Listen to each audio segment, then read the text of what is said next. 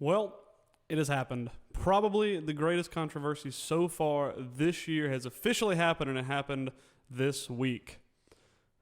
I cut my hair. And now I know. It has to happen every once in a while. I like long hair, but you know what? An annual haircut doesn't hurt anybody. Welcome in. This is Talking Tide. Something else happened this week. I'm trying to remember what it is in the world of football.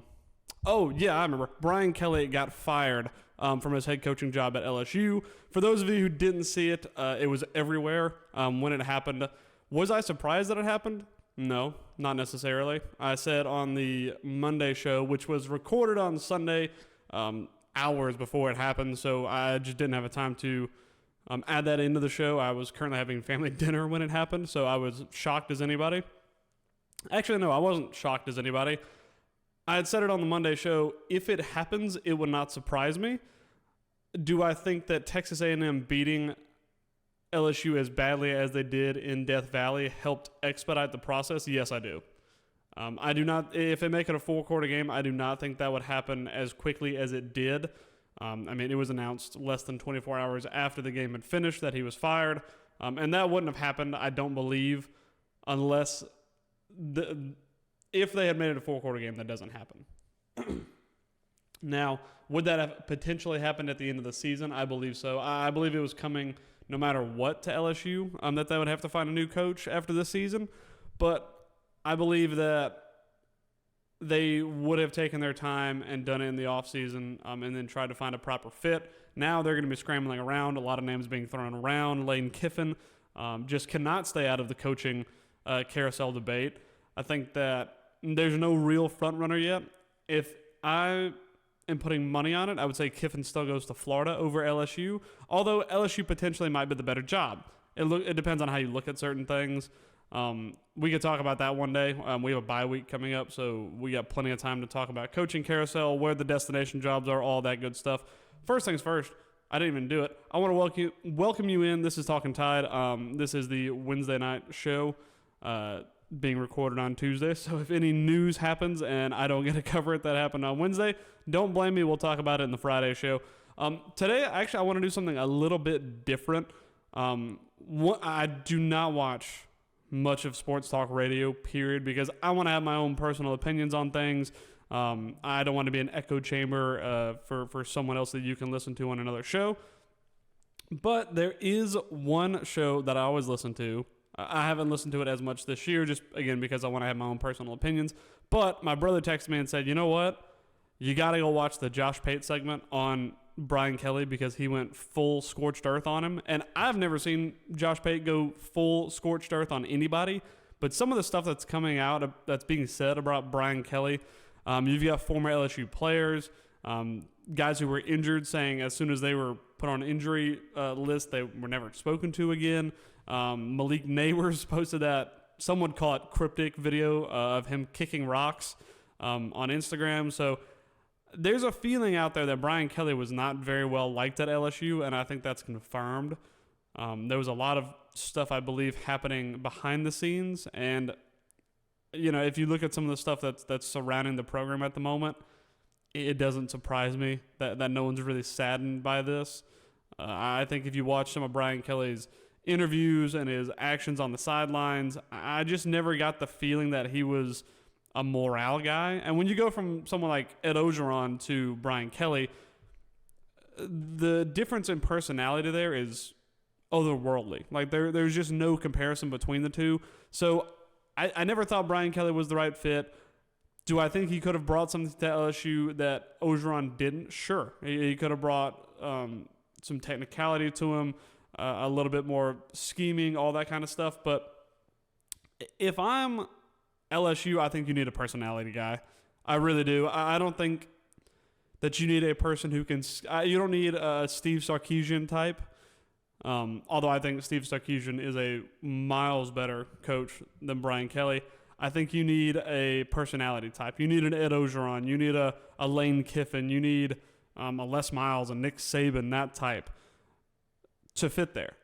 And Brian Kelly just was not that guy.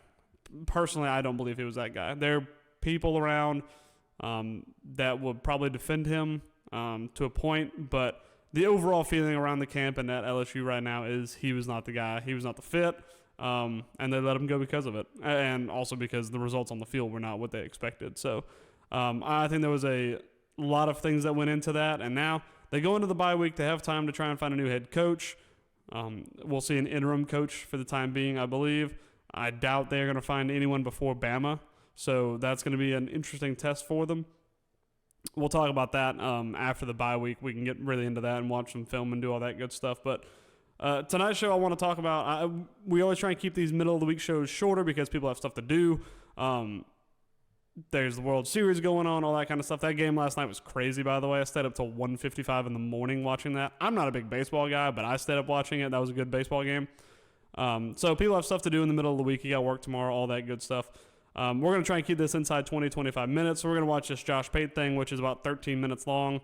And then what I like to do last week, we dove into the player grades for South Carolina game. We'll do the offense today, and then we'll do the defense on Friday, just so we don't keep it super long. And, you know, it's a bye week. We got plenty of time to talk about whatever we want to talk about. So let's dive into this Josh Pate thing. I'm going to throw the headphones on here. Hopefully they'll reach just fine from my computer up there. And then we'll get into it. So Brian Kelly's been fired as the coach at LSU as we're speaking. As I'm talking to you live on this Sunday night, we'll mark it 7:09-ish p.m. Central Standard Time. LSU has fired Brian Kelly. So I guess it makes sense. Coming right out of the Sarah McLachlan special, no less. Impeccable timing. Whoever decided to pull the lever down there when they did. Impeccable timing. So let's just go ahead and react to this live. Brian Kelly is done. He is out as the head coach at LSU. You can check out Pete Nakos. I'm sure he'll do a great job over at On3 laying out all the details and how the buyout's structured and all that. One thing I do want to talk about that I thought was interesting, because I just don't want to just steal Pate's segment and just watch it. I want to give my own input on some of this stuff. One other thing from Pete Nakos I saw the other day was the amount of money it's going to take to replace to pay Kelly's buyout and then to replace the coordinators, the new staff, all that stuff, going to be around $100 million. I don't know where these football teams and football programs are getting their money nowadays, but I saw the same thing for Mike Norvell at FSU. I don't know where the people are getting the money for this. I mean, boosters nowadays, NIL, all that stuff is off the charts. There's more money in college football than there's ever been, but $100 million is an insane amount of money. That stuff, I don't care. It's not my money. I don't have to pay it. Brian Kelly never understood the assignment at LSU. He never understood what the L stood for. And it turns out the L's ended up just standing for losses. But the L on that chest right there stands for Louisiana. Brian Kelly had no interest in Louisiana. He had interest in two letters. One of them's B, the other one's K. And L didn't really have much place in it, to the point where... God, I can tell this is already going to be... I mean, this is going to be a good segment. I've never seen Josh Pate go full aggro mode on somebody, but I have a feeling we're about to.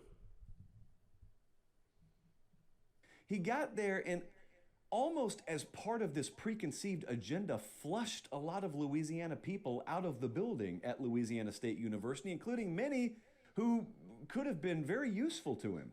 One of them equipped players to whip his tail last night in his own building. That's Tommy Moffitt. He's the least of whomst, not the most of whomst or in total, but you know, it's funny that it doesn't have anything to do with him being an outsider. Okay, Brian Kelly was an outsider. Sure, he's not from the South. Sure, he's not from Louisiana. Neither was Saban. Saban's the best they've ever had there. That's what I was about to say. Well, Saban obviously was not a Southerner. You know, he wasn't from, you know, down south, especially not like somewhere like Louisiana. Take Kalen DeBoer, for example. He's done a fantastic... He's already accomplished more than I would say Brian Kelly could have done at LSU because he embraces the tradition. He embraces the culture around the program. That's the one thing I never want to see at Alabama, whether it's with DeBoer or whoever, if anybody does... somebody obviously will precede him eventually. But I never want to see that type of person who comes in and tries to make it their own. You have to make it your own in the way of fitting in And I think Kalen DeBoer's done a great job of that, both in recruiting and the way he handles the culture around Alabama. He's never tried to overtake the culture. He's tried to embrace it and then fit in and be a part of it. Pacific Northwest Washington is a completely different place, both in recruiting and football and culture and just living your day-to-day life. So I think that Kalen DeBoer is the example of what coaches nowadays should be like, and Brian Kelly is the antithesis of that. So I think talking about him like he is, it's not that he couldn't fit in, it's he never tried to, and I think that's one thing that hurt him immensely at LSU. Well, where'd he come from? Came from West Virginia by way of Michigan State, but I'll tell you what he did. He looked at the LSU job and was attracted to it because of Louisiana. Brian Kelly was attracted to it because he thought he could make a lot of money and just kind of go spend some more money and get better athletes down there and win a title doing it the way he's always done it. And never did it factor into his decision making, maybe I should harness what makes Louisiana great. And so it was really obvious, like as time went on, you noticed my tune changed on Brian Kelly. Really changed. Anyone who's watched the show for a while knows when LSU hired him, I thought he'd do really good things there. My tune pretty radically changed on him a couple of years ago, and I stopped praising him. We didn't have him on the show anymore. That was a conscious effort. Now, Brian Kelly never did anything to me behind the scenes. I did notice that as well. I tried to tune in a good bit to Late Kick when they do their off-season campus tours and stuff like that. You got to talk to interesting characters like Shane Beamer, James Franklin, all these guys that, while they haven't done a great job coaching, you at least kind of got to see them as a personality. And like I said, I like Shane Beamer a lot. I said it last week. So you kind of feel like these guys are trying to make things work. Brian Kelly, I feel like, would have no interest in any of that. I think he looks at football as not being, you don't have to be a personality to be successful, which is true. But it does make you more of a character who is ingrained in the culture and ingrained in your program as a whole. So I think that Brian Kelly really missed the boat on that, while other coaches do a much better job of it, despite not being as prestigious and as successful. He was always really good to us, so there was nothing personal. There was no vendetta. It's personal to me because I love LSU. Because LSU, I've told the story many times, in 2019 was kind of responsible for this show blowing up. So I've always had a very, very special corner of my heart that's reserved for LSU. And I saw a guy that didn't properly respect the job he had and didn't fully appreciate the job he had. He appreciated making the money. He appreciated the idea of having LSU on his chest because it meant, hey, I'm a major SEC head coach that's making 8 figures per year. I like that idea. I like standing on top of what other people have built to try and grab a brass ring that I couldn't grab at Notre Dame. I like that idea, but I'm not so in love with the idea of making myself one of them. He didn't ever want to be one of them, one of you, one of us, whatever you want to call it. So I cooled on him a couple of years ago because I kind of found out what the inner workings were about down there. He was checked out. He was totally checked out. Now, I don't mean that in the kind of way that a teacher is checked out the last 2 weeks of spring semester when she knows she's about to retire. Not that kind of checked out. A college football coach checked out, still working a ton of hours. So I don't mean it like that. But in the most critical parts of roster construction season there, portal, recruiting, this dude was on a beach. And it never really got talked about publicly. And I never talked about it publicly. But hey, man, he's gone now. So I'll talk to you about it now. See, that's the kind of thing that you're never going to see anywhere until a coach gets fired. You get to see the back end of all their work. And I find that very interesting because we all know in the SEC recruiting is king. I know portals out there and all that kind of stuff, but whenever you talk about teams that are successful build their rosters, and there is no real offseason. There's a time after the year when you get your signing class in and you have a little bit of break, a little bit of time in between the two. But if you're on the beach, it's summer. You know what's right after summer? Fall. fall is approaching. And if you're spending on a beach, I feel like there's going to be a lot of stuff that comes out from this and from all the people speaking that genuinely might keep Kelly from having a meaningful job for the rest of his career. And he doesn't need it. He has the money now, but I think there's some stuff that could come out of this that keeps him out of the job for a long time, at least in a spotlight job. I lost all professional respect for how he was going about his business there when I found out how checked out he was on some of the most critical parts of LSU football. And here's the thing, it's not a personal thing with him. I'm fine with Brian Kelly personally, but professionally, there are not many jobs like the head coach at LSU. Some would argue it's the best job in the sport. If you don't believe that, it's a top 5 job in the sport. So however you view that, only a few select people get to hold those positions. You've got to dedicate your life to it. And he didn't. He dedicated some of it. But I mean, the guy's on a beach in Florida. That's one other thing that I think is interesting.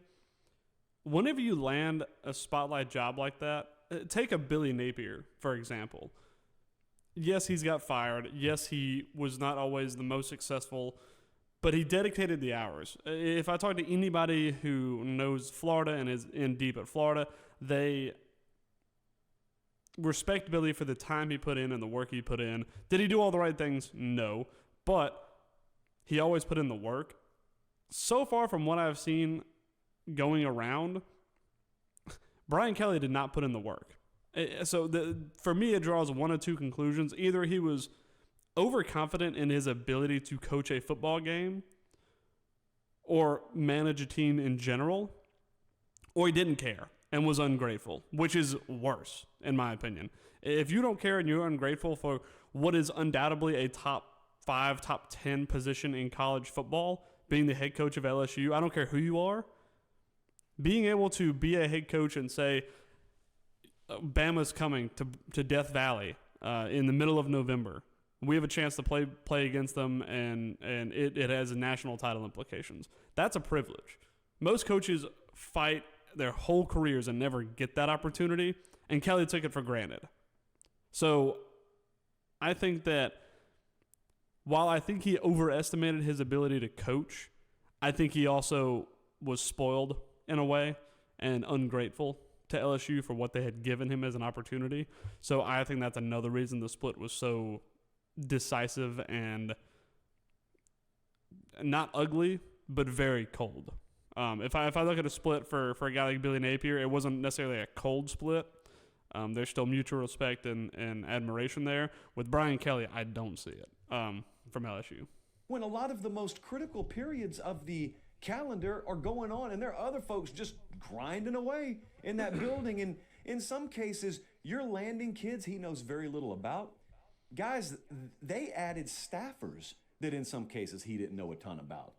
I mean, I would challenge, it's not my business, I'm not a reporter down there, but you know, now that this era has come to an end, I think you'd be shocked at how little interaction he had with some people before they were added to his staff. Consequently, those people ended up being some of the best people to arrive in that building.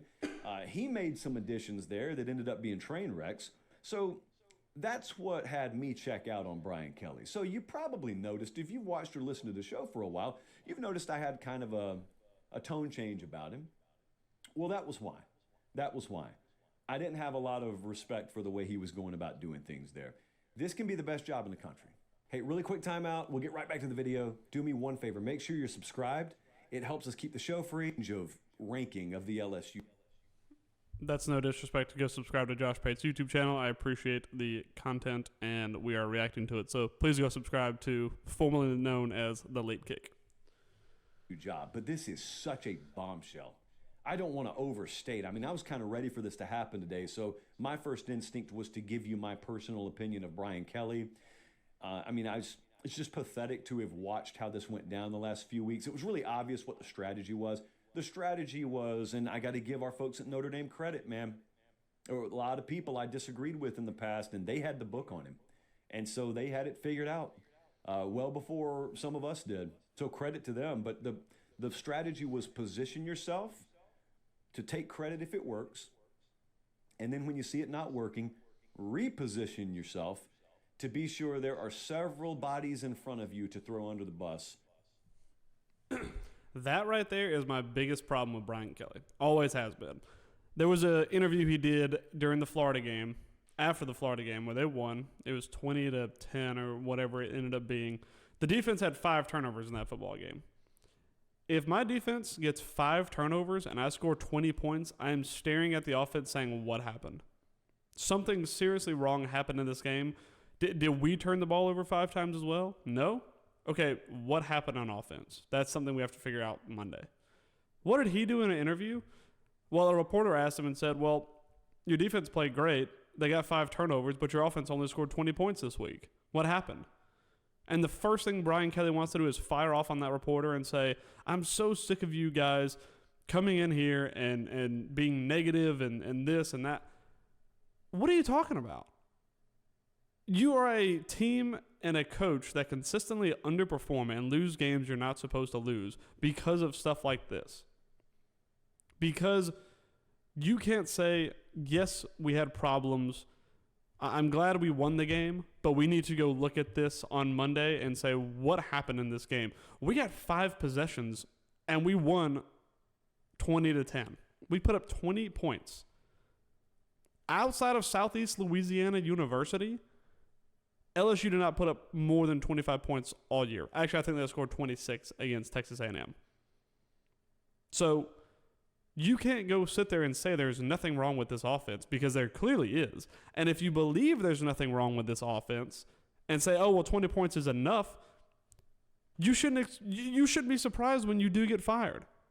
When I see a coach react like that to something they just want to call negativity, when it's really asking a question saying, do you think your offense is good enough?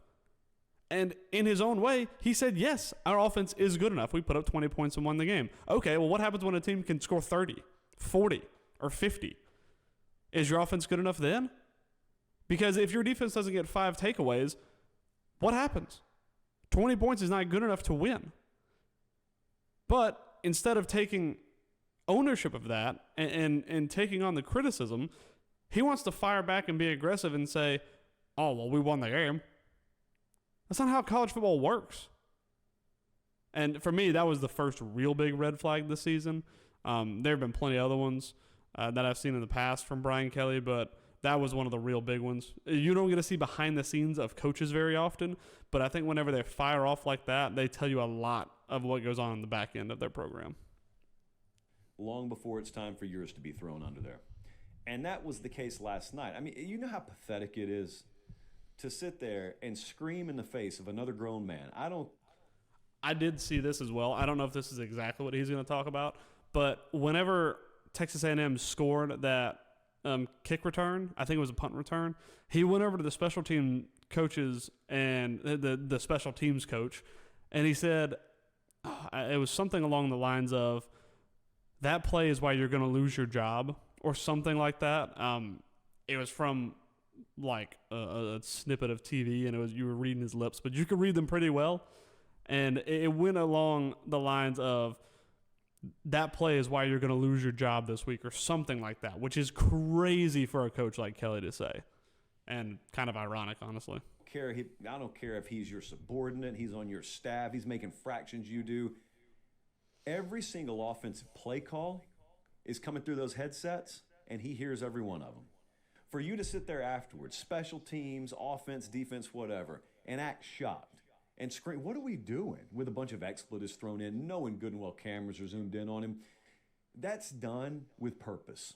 Because Brian Kelly may be many things, but stupid's not one of them. So that's done with purpose. And I would venture to think this time last week when we did this segment, and I was alluding to, him probably being put in a position to sacrifice some for the greater good of the organization. I think probably what happened last week around this time is, hey, if you go lay an egg, we're going to have a scalp or two. And it was probably going to be Joe Sloan. And I think that's why he made sure you saw him jump down Joe Sloan's throat last night, because it was going to be Joe Sloan's head on the guillotine today if Brian Kelly had his say. Well, it just so happens it's Brian Kelly's. And so that's the way it's gone down. That wasn't his plan, though. Now, he's going to get a ton of money to not coach anymore and to go golf and to go sit on the same beach that he was sitting on during key periods of the year anyway. So you don't really weep for Brian Kelly, but there are a bunch of staffers.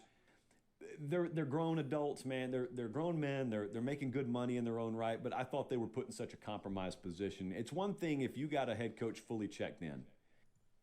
It does feel like any program that has Brian Kelly around them or involved in them is a very toxic program. Notre Dame at the time when Brian Kelly was there felt very toxic. As the first year that Marcus Freeman goes in there, and it should have been a red flag in all honesty. The first year that Marcus Freeman goes in there at Notre Dame, he came in as an interim guy, or he was promoted to be an interim head coach. And you look and you see the locker room change, and you see the heads start to lift up, and you see the work start to be put in for Notre Dame. And you say, well, we've got this first-year guy who's a locker room guy. People love him. But we had this guy, Brian Kelly, and it was toxic. We never won. We couldn't win the big one. And then as soon as we let him go, it feels like a black cloud has been lifted off of Notre Dame. I feel like that should have been the first indicator. And, well, now you see exactly what happened. I feel like there will be a black cloud lifted off of LSU after this season, but yeah, that should have been a tell from early on. And you're doing your all, and he's doing his all, and it's not good enough. Yeah, you all bear the burden of responsibility, but I mean, can you imagine how toxic that building has been? I can, because I talk to people in it, but I'm telling you, that building has been beyond toxic. You don't have to know anybody there. Turn the game on. Have you ever seen a more miserable existence than an LSU staffer? Or LSU fans, for that matter? Did you see that place last night? Did that look like anywhere you want to be? And I know a lot of you will say, well, hey, man, you pay me $1 or $2 million. I'll put myself in that position. But here's the thing. If you're on the LSU staff and you're able to be making that kind of money, that also means you're equipped to be on several dozen other staffs where they're making comparable money, but they don't have to deal with that. So, you're in that position, and all you're doing is staring out the window, frowning at all your friends and other places having the time of their lives. It's a tough job. It's a rough industry. But I'm thinking, from the perspective of an LSU fan right now, and I was just thinking today, what does the future hold for me? We lost out on Bryce Underwood. This is it for Garrett Nussmeier. This was kind of going to be our last ride with him. I didn't really have much confidence for the future under Brian Kelly, but now the future doesn't include Brian Kelly anymore, and so the LSU job is open. I think one very telling thing, and I saw this and it made me laugh. We saw with Penn State what happened with their recruiting after James Franklin got fired. We saw people dropping like flies. I mean, we saw 4 or 5 4-stars and 3-star guys drop from their recruiting class. What happened when LSU drops Brian Kelly? They get guys recruited back. They get guys who want to come play there now because Brian Kelly isn't there. So I thought that was funny. I can't remember the guy's name, but somebody definitely got recruited into LSU after Brian Kelly was fired, which I thought was hilarious. And I think we can speculate in the coming days. I said the other day, I think you'd be pretty surprised at how many names would be in the running if this job ever opened up. This job in the coaching world is viewed a little bit differently. I think a lot of it has to do with what Nick Saban did to the stature of the job, the profile of the job, and even since he left. As he's saying this, I've seen so many people say they should throw Saban a ton of money. Nick Saban is not coming back to coaching, but I want to put it out there now. Nick Saban will not take this job. Just going to put it out there now. This has been a premier job. I still think it is that. And that's not a hot take. That's just, he's just not going to take this job. I think it is revered by a lot of people. You've got to make sure that the alignment is there. And that's been another critical issue down there. And that's kind of what I'm waiting to see. Like, we're live right now. So, Jesse, I don't know if we've heard anything beyond just Brian Kelly, but, I mean, I don't know how you don't look at Scott Woodward right now. Scott Woodward was responsible for the Jimbo Fisher fiasco at Texas A&M. He has now got the Brian Kelly disaster in his lap. I mean, they've had critical financial issues down there, in part because of Scott Woodward. So, wow, I assume Scott Woodward is the AD at LSU. Let me look this up. If that's true, and he also was responsible for paying Jimbo Fisher an ungodly sum of money to be an awful head football coach, that's stunning. I'm going to have to look that up. Give me 1 second. Wow. Yeah, so Scott Woodward, the AD at LSU, also hired Jimbo Fisher at Texas A&M. That is a crazy bad run. That's awful. Okay, well, I know who I don't want Bama to ever hire for an AD. you've got an organizational situation that's just football related. Then you got an athletic department situation that the football situation resides under. So if I'm a premier head coach, you got to convince me you've got your affairs in order. Because the one thing I'm not going to do is go compete against Sark and DeBoer and whoever Florida hires and wherever Kiffin's going to be. Who knows? Really, who knows? Kirby, all these guys. I'm not competing against them with one hand tied behind my back. Because here's what happens. What happens is I've got the LSU job. So the public thinks I have every resource imaginable at my disposal. And the public thinks I'm working eye to eye or maybe even at a slightly advantaged position relative to my peers. And all the while, behind the scenes, I'm not. I'm looking up at them because they've got full reign and they've got a well-oiled machine of an athletic department, and I don't. I'm not stepping into that. And don't expect to ask a premier name to step into that unless you overpay for them, which they've done in the past, or if you make some internal changes down there. So let's see. Let's see how that turns out. But it can be the best job in the country, guys. LSU season for now is dead. I would expect Frank Wilson. Jesse, do we know this? I would expect Frank Wilson to be named interim head coach. Hey, look, I don't know about Frank's prospects as a head coach. That's good for that. I just wanted to see what he had to say about Brian Kelly. But, I mean, when you talk about Josh Pate, I've never seen him go quite that in-depth on somebody. I think Brian Kelly's a special case. I think that a lot of people have lost a lot of respect for Brian Kelly during his tenure at LSU. And look, I don't know the guy. I just talk about what I see on, like he said, on the sidelines, on the whether it's recruiting or whatever it may be. I just think that the feeling around that program was very toxic, and still is to a point until they appoint a new head coach or end up getting new staff and stuff like that in. But after they hired Brian Kelly at LSU, I'll finish with this. I was going to go into the offensive grades, but we've already run long, and I don't want to run a crazy long show. We'll just do offense and defense on Friday. But with that, I think that when they hired Brian Kelly, in my head, I said, well, you know what? He's probably not the right fit. I don't think he understands the culture. For everything, like everything they said about DeBoer, don't think he understands the culture. Don't think he knows how to recruit the SEC. He can't. I don't think he understands any of that. But what he does have, he is a technical coach who can go out there and put the guys in the right spots, whether it's offensive coordinator, defensive coordinator, that kind of stuff. So I expected LSU not to be in the full ascendancy after they hired him. I thought they would have taken a little jump because I figured he would put the right guys in the right place. LSU as a program has nosedived also off a cliff. You think about 2019, you think about Joe Burrow and that national championship team. And you look at it 6 years later from that and say, well, what happened? Well, you hired the wrong guy at coach and you let him toxify the program that you built.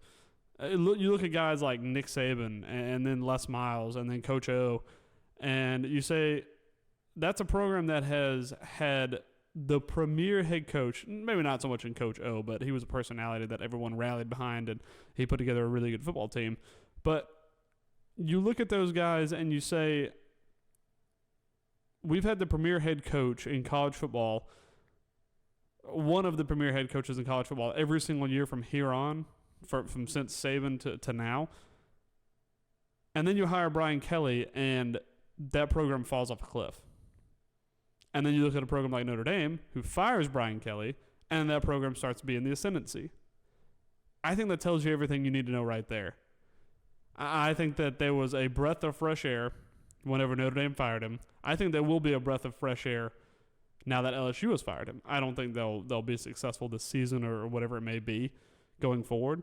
But I think after next season, we will see depending on the hire they make, clearly. But if they make a good enough hire, I think you see a breath of fresh air at LSU.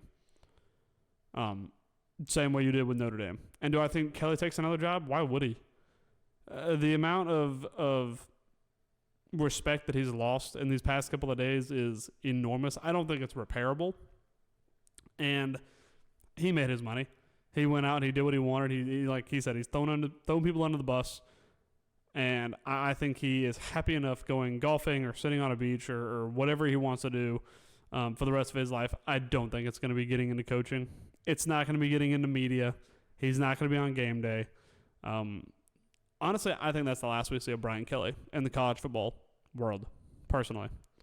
But that's just my opinion. You guys let me know what your opinion is. Thanks for jumping into the show. I didn't really want to make this the Brian Kelly show, but we kind of did.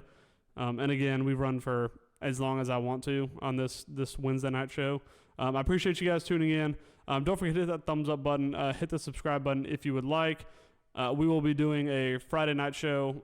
We're going to do offensive, defensive grades for the Bama-South Carolina game, and we'll talk a little bit more in depth about what I thought went wrong in that game and what we did right. So I appreciate you guys tuning in. Again, please hit that like, please hit that subscribe button. I will see you guys on Friday. And as always, Roll Tide.